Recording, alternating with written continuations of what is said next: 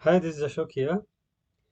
I help individuals get breakthrough in their struggle with the most important and a painful question of their life, that is, what to do with my life. Through my insights, teachings, trainings, coaching, and consulting solutions. So, the topic is how to find my interest. Just to remind you, this is the part 2 of the video which I have made. And before you proceed with this video, you should have completed the part 1. And if you are new, I would suggest that you first go through the part 1 of the video and finish it, and then come to this video of the part 2. And regarding the link of part 1 video, you can find it in the description below. So if you are set, let's start. So what we have covered in the part 1, that is the mindset, the definition, approach, interest areas, your interest areas, and your dominant interest area. And what we are dealing in this video is to figure out your interest landscape and finally your interest theme. So let's start. Okay, just to recall from the past video, you have already found out or figured out your tangible interest. It will be either people or things. You have already figured out your intangible interest area, that is either data or idea. You even figured out your dominant interest out of this tangible and the intangible interest. So it might be either a people, a things, or a data, or an idea. So now let me introduce you to the term interest landscape. See, interest landscape is basically it's the cross between your tangible and the intangible interest area. Okay, let me show you visually. So we have plotted the data ideas on the y-axis and people and things on the x-axis. With that, you get 4 quadrants. In each of the quadrants, you can see a box which represents an interest landscape. So to your left on the topmost, you have people data, and to the right in the top, things and data. Bottom left, you have people and ideas. Bottom right, you have things and ideas.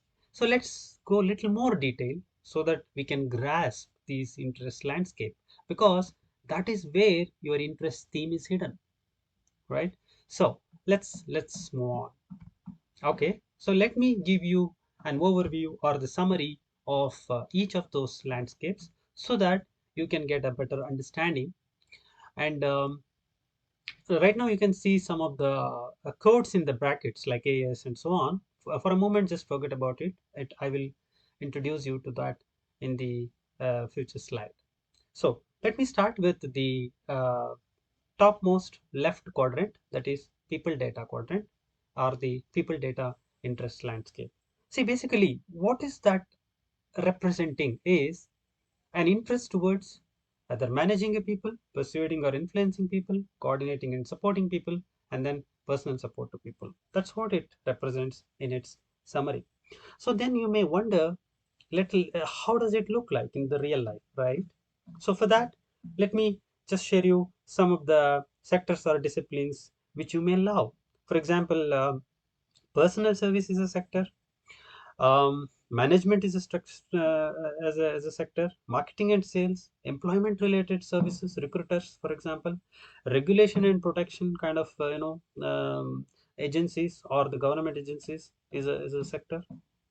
And then you might also want to be a little more clear, right, about the some of the work roles. So some of the popular work roles I can mention over here is like, flight attendant for a personal service. And then if you're talking about regulation and protection, it can be any kind of inspectors, custom, food, police officer, etc. If I'm talking about management, then all your CEOs, general managers, executives, and so on. Marketing, sales, that sales people, it can also extend to insurance, telemarketers, so on. And then employment related services can be majorly, you can see in terms of human resource managers and recruiters. So that's the summary and also the information about the sector and the popular work roles in quadrant 1. So now let's see, we will move on to the um, bottom left, that is people ideas quadrant. Suppose if you have chosen your interest as people ideas, in that landscape, as you can see, we have social support to people, educating or teaching, taking care of people, social basically, entertaining people, creating art, studying or investigating about people, society basically, personal, social, economical, and so on. So you might wonder then what kind of sectors or disciplines you might love in this particular landscape. So that can be, the community service, education, healthcare. Then we have applied arts, which is visual. We have applied arts, written and spoken. Then we have creative and performing arts like dance and things like that, music and so on. And we also have social science. Now you may also wonder what kind of roles, popular roles in these disciplines. It can be, a social worker, lawyer, career counselor, administrators, especially the educational administrators, teachers, nurse. And when it comes to the arts and the science part of it, you have artists, interior designers, reporters, editors, TV announcers, librarians, writers, authors, musicians, singers, dancers, even your doctor, physician, psychiatrist, dentist are all in this category. Then we have studying or investigating about people or society. You have sociologist, experimental psychologist, economist, political scientist, and so on. So that's a broad summary of people, ideas, landscape. So now let's move on to the top right, which is things, data, interest landscape. So if your landscape is things, data, then we have what is it all about? It's about, the data transactions, collection, analysis, interpretation, synthesis, presentation, recording and communication, computing and information systems, and largely operations handling, right? So what kind of sectors you might love in this category? Oh, it can be, um, I would say, communication and records, financial transaction is a big one, distribution and dispatching is another one, transportation, and then you also have forestry and agriculture, nature related. Then you have very popular ones like computer information system related. So then you might wonder what kind of roles. Can you give me an idea? It can be ranging from transport, you can say aircraft pilot, agriculture, forestry, you can say farmer, forester, computer and information system, you can say system analyst, computer hardware repairer, programmer. Um, then if you are talking about communications and records at a beginner level, or it can be receptionist, clerks, and then financial transactions, the big one like accountant, auditors, tax consultants. If you're talking about distribution and dispatching and so on, then it can be flight, cab, uh, mail carriers, dispatchers, then air traffic controller, and so on. So those are the things which I can, say that represents the data things interest landscape. Let's go to the last quadrant, that is the bottom right, that is things, ideas quadrant, which is basically, I can summarize it as, building and making, processing, repairing and maintaining, creating, engineering, studying and investigating. So what kind of sectors in that? uh, there basically you have mechanical, electrical, manufacturing, processing, construction and maintenance, crafts. Then you have natural science and technologies, engineering and technologies, medical technologies. So these are all the sectors which you can watch for. Then what kind of popular roles which you can, you know uh, imagine to understand this landscape? It can be mechanical and electrical, can be mechanics, technicians. Manufacturing can be tool die makers, printing press, and so on. Construction and maintenance, carpenters, electricians. Crafts, it can be, in your even your chef, a baker, a jeweler, right? And then in the natural science and technology, you have all those doctorates, right? Scientists, physicists, astronomer, biologists, and then engineering and technologies, which are very popular, like engineers in different areas like electronics, aerospace, computers, and so on. Even your pharmacist, optician, can fit into this interest landscape. So that is the broader summary of the different interest landscapes. So what you need to do is you need to really dive deep, immerse yourself into the interest landscape, and then um, make yourself comfortable as well as ask the question, is this is my interest landscape, right? So after listening to quite a long description of landscapes, what do you think the um, intangible and the tangible interest which you have chosen and the resulting interest landscape, is that you? So check it out. Okay, so now we have cleared the interest landscape part. Now let me move on to your interest theme. See, interest theme is basically, I would say, a small area, right? Small area in your interest landscape. Okay. Uh, Now you remember the analogy which I have told, that is the Bangalore. Bangalore is a small part inside India, right? A city, a small area, right? So now, how do you find, right? That's a challenging thing, right? Because now the game is becoming tougher and tougher. So how do you find the interest theme? So here is the process. What you basically have to do is you need to start exploring, starting from your dominant interest area. Then you should move towards the secondary interest area until you find your interest theme. Okay, if it is a bit complex to you, let me show you the picture and explain.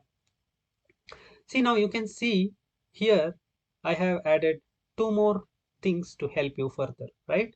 One is those labels, you can see, right? I have said like data towards people, correct? Then you can see those arrow marks, all right? Okay, now let me take one example and explain you how to find an interest theme once you know your interest landscape. Okay, so let me take the example of the topmost left, that is the people data interest landscape. Okay, so now in this we need to figure out or search or identify, dig deep your interest theme. For that, first you should remind yourself about your dominant interest, right? For example, let us assume that your dominant interest is people, out of people and data. So in that case, what you are basically going to do is you're going to see these definitions people upwards, right? Like for example, I start with, okay, whether my interest theme is personal support to people. Mm, no, I don't think so. I'm not so comfortable with the personal support. Like, for example, a messenger. Um, I'm not so comfortable. Okay, and that's not me. Then you will go above. Then you say, okay, is it coordinating and supporting people? Then you think, might be. It looks like I enjoy interacting with people, but not really, I think, coordinating and supporting. Then you try the next one, that is persuading and influencing people. Okay, this looks interesting. This looks interesting because I'm someone who will always, sell them something to somebody, make somebody agree with my plans, and I influence them, I negotiate them. I'm very, very steady. Okay, this looks like me. But then, okay, there is something called as managing people also. Let me also try out that, check that out. Okay, what is this managing people? Ah, okay, handling the team. I may not be so much interested in that. I may enjoy convincing people, but all those tracking numbers, then um, I think that is leadership, may not be. Yeah, okay. So I think that is what is me. That is persuading and influencing people. Yes, boom. That's where you got your interest theme. So persuading and influencing people might be the interest theme of that person who is searching his interest theme in people and data landscape. This is one of the examples. I might have made it very simple for you, but in real life it might be a little more tougher to figure out. But then the process still remains the same. The interest landscape and the descriptions given in this box will definitely give you a fair, clear direction of spotting your interest theme. The only thing which you need to always keep in mind is that you should always start from your dominant um, interest and then move to the secondary interest. There you might find maybe in the beginning on the or in the middle or maybe on the top. Yeah, so that's how you find your interest. So now is the time to you know reveal the codes. Correct, that's what I was telling you. I will tell you in the later slides. So here I have made a summary of all the interest themes, so that's something which you can all keep in your mind and think about in a long term, right? So these are the interest themes. People, data, domain, interest landscape, I can say, can be broadly classified as administration and sales theme, AS, and then human service. And if you are talking about people and ideas, then we have social service as your one of the themes. And then we have arts and social science. That's another theme. And if you are talking about data and things, then we have business operations as one of the themes. And then we have technical process as another theme. Then if you come down, then you have technical, which is making, one theme. And then you have STEM, which is popular, right? Science, technology, engineering, and mathematics. So these are the interest themes, broad categories of interest themes with their specific codes. So think about it and try to grasp your interest theme and try to figure it out. So now the interesting question, right? You might not have been seeing this video if you are not struggling with what to do with my life, or if you are not interested or keen on finding your interest, right? I can guarantee you, or I can say there is a very high chance that in life either you have pursued a wrong interest landscape that is out of the place, or it is possible that you are in your interest landscape as of now in your career or at whatever time in your life, but you have not yet arrived, not yet figured out your interest theme in your interest landscape. Probably that these are the two major issues why you might be struggling to um, answer this mammoth question, what to do with my life. So think about it. Yeah.